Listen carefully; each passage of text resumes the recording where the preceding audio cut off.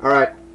Over the weekend, I went to Bristol, Virginia, Tennessee. It's on the state line. In a comic book shop called Mountain Empire Comic Books is having a sale. Okay, and on a particular day that I was there, everything was 60% off. Now, what I've done is, more or less, I'm probably going to blog about it later, or you guys have heard me before. Anybody that's watched me on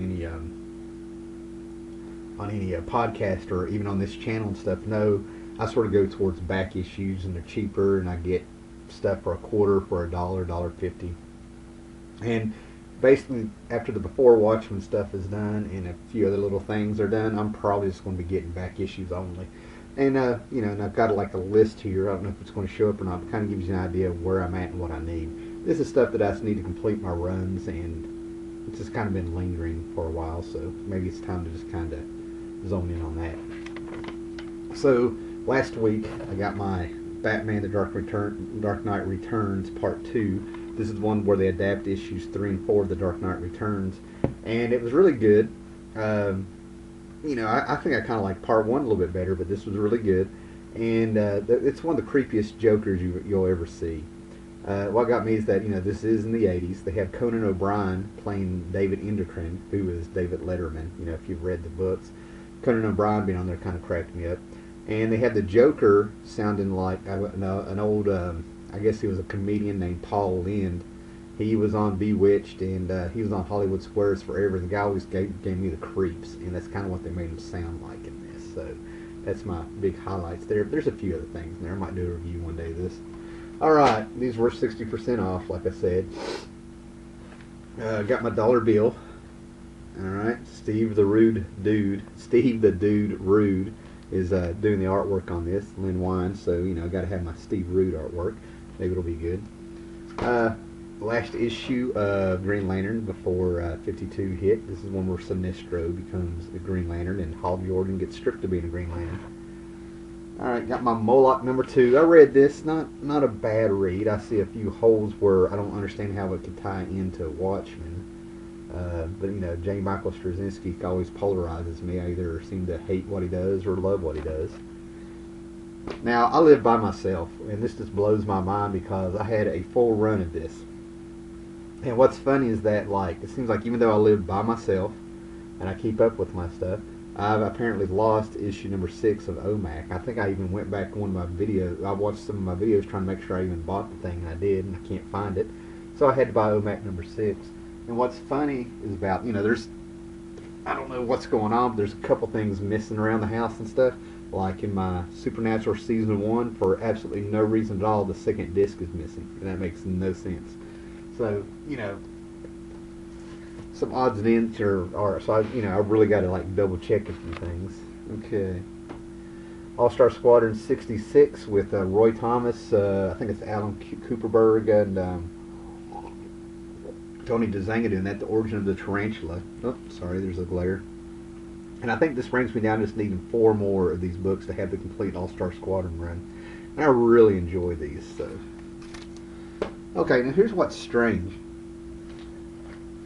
I bought this on a whim, okay, and it seems like sometimes some kind of voodoo powers kick in or something when it comes to comics, because all of a sudden I found the second issue without even trying. So I got this basically, it's Lobo Highway to Hell, but I got it mainly for the Sam Keith art. So I hope that'll be well. Here, I was excited about this. This completes my Grant Morrison Justice League JLA run that he did, starting in the 90s. Got issue 3 and 4. And these just disappeared from the stands. Number 1 came out, then you never saw 2, 3, and 4 where I was at, on the spinner racks around town, the drugstores. This is right when, they were stopping, all these stores and drugstores were kind of stopping, they were not getting the comics like they were. And issue 3 and 4 just never, 2, 3, and 4 never came up, and I just found 3 and 4, which is awesome. And what's cool about the JLAs, the number 1 came out exactly the same month my son was born, so that's a cool way to remember things. Alright, gets me down to needing 10 to 12 issues of The Sandman. This is number 33 and number 35. These are part of the Game of You storyline, which is just amazing. It's really great. Alright, this is the 12 Spearhead. Back like in 2008, I think is when it was, is J. Michael Straczynski came out with this story called The 12. And what it was is tons of Golden Age, what were they, Timely back then? Atlas Timely? Can't remember. But anyway, a ton of these old heroes. He wrote the story where they were storming Berlin, and it was right at the end of World War II, and 12 heroes ended up getting caught in a bunker and frozen by the Nazis, and they came out of it in 2008. It was going to be a 12-issue miniseries, and he just stopped. All of a sudden, they just stopped at number 8. And it was a couple years later that 9, 10, 11, and 12 came out, and I finally got to finish those. I'm pretty satisfied with it. Like I said, J. Michael Straczynski seems to polarize me. He either does absolutely wonderful stuff, or, you know, I just don't like what he does. This was excellent.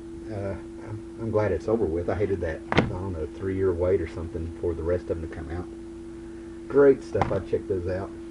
Really excited to find this. I've been on a big Jarella kick for the Hulk. I won't rehash that. But I found this, and I got 60% off at $2.50, and it's got Hulk 205. It has Jarella in it. So I'm kind of glad these are starting to pop up. Rouge, number 11 from CrossGen. This is probably back from 2001. This is the last issue that Mark Waid did. And Rouge is something to check out, at least the original series from CrossGen.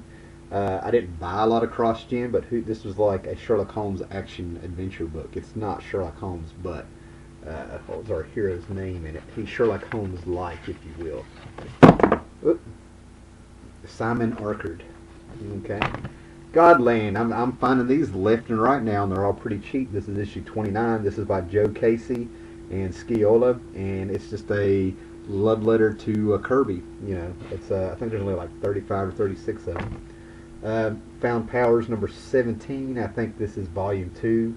I don't like Bendis's mainstream superhero books per se, but something like Powers, I just love it, man. When he writes cops and detectives and stuff, I wish he'd really stick to that stuff. This is like Law and Order, SVU meets and Hill Street Blues meets superheroes. It's just excellent, excellent story. Okay, Tom Strong, 34. These are probably out of order. Like I said, just finishing up some runs. This one is by, I think, Joe Casey, Steve Moore, Tom Strong. This is Ed Brubaker. And Tom Strong with Joe Casey, 33. Okay, top 10 Beyond the Farthest Precinct. This is something I'm really going to have to turn around and do a review for, because like there's all sorts of Easter eggs in these panels. This one's written by Paul Day for the P.O., Filippo, and Jerry Ordway. This guy's, I think he's a big-time sci-fi writer somewhere. But this is the kind of book that this is Cops meets Astro City is what I would call it. Law and Order toned down a whole lot. And Jerry Ordway came in. This is probably the third miniseries. Alan Moore started this, but he's not on this one. But this is the kind of book where when you look in here and all the panels and stuff, there's all kinds of little Easter eggs. And one of these books has a real cool, like the 10th Precinct looks like the Hall of Justice. There's Radioactive Man, if you look real close, from The Simpsons, and all these little characters in the background are just kind of hidden, and it's kind of cool, fun to do around. I needed 1 and 4 to complete that one. Leading up to my Dark Astro City, getting that cleaned up here, catching up on it. This is book 3, number 4. I think this leaves me about 6 issues of everything Astro City's put out for 15 years that I need. Okay, Astro City's, I didn't know this came out in 2010. The Silver Agent. This hero actually is symbolic. He's a metaphor, if you will, or whatever literary term you want to find there. He's symbolic of the actual Silver Age of comic books, right? He was born in 1932, but he's active from 1958 to 1973. And 1958 to 73 is the years that people have pegged the Silver Age. So Silver Agent, Silver Age. This is a 2-issue series. I was so happy to find this. I'm a martial law nut, and there's not a whole lot. They had not put out a whole lot of martial law books. So when you run across one, it's really great to have. This is a one-shot put out by Apocalypse Comics. I think this was like 1990. It's water damage, but I was so glad to have that. Found some stray bullets, 13, 14, 15, and 21. Just great stuff there. So like I said, just filling in some runs. And then I found some really cool books. I can't even find a lot. This is the Occult Files of Dr. Spectre, a Gold Key book. And finally, a Mighty Samson book. I don't know if you guys watch Finally Designed, but about 2 weeks ago on Constant Bromstar's channel, he and I do a podcast, and we were doing post-apocalyptic comics, and he was talking about the Mighty Samson. Now, I know about the Mighty Samson, but I've never found a book. When I do find them, they cost a lot of money. Well, this one was $1.50. It's not in that bad of shape, and I got it 60% off $1.50. And here's the one that, I tell you what, this is just freaking amazing. First of all, you've got a six-breasted, I don't know what that is, demon dinosaur on there, chasing Tor, a caveman and his woman. This is Joe Kubert's Tor. This is put out by Epic Heavy Hitters. Apparently it was a mini-series, and as you can see, this is an oversized book. Okay? And holy cow, I just love Joe Kubert doing his Tor stuff, man. The artwork is just amazing. This is well thought out. This is an adult, mature story, but it's like you could sit down, you could let your kid read this and not really flip out about it. It's tastefully done. You feel like the survival. I mean, he drew a bunch of buffalo falling off a cliff and raining like lemmings, and he did it well. So I have 1 and 2 of this. I think there's 4 of them. I need 2 more if I can find these. But this is just amazing. I was really happy to find that. All right, guys. Thanks for hanging in there.